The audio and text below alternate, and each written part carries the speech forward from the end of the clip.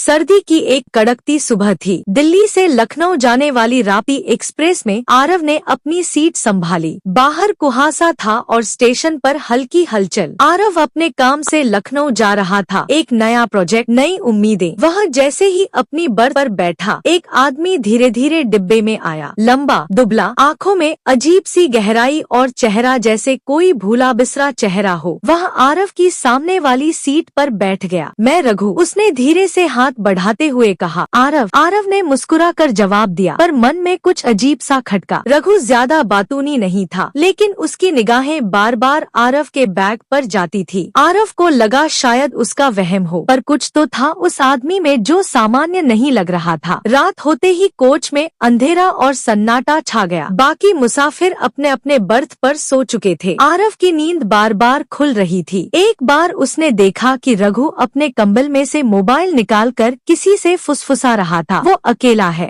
Bag में कुछ कीमती है, स्टेशन से पहले करना होगा। आरव का दिल तेजी से धड़कने लगा। वह समझ गया कि कुछ गड़बड़ है। उसने चुपचाप बैग की चेन बंद की और जेब में छुपा छोटा चाकू कसकर पकड़ लिया, एहतियातन। करीब 2 बजे जब ट्रेन एक छोटे से स्टेशन पर धीमी हुई, रघु उठा और धीरे से आरव की बर्थ की ओर बढ़ा। भाग 3, चौंकाने वाला मोड़। जैसे ही वह करीब आया, आरव ने आंखें खोल दी, सीधे चाकू उसकी गर्दन पर लगा दिया। क्या चाहिए तुझे? कुछ नहीं है, सामने है।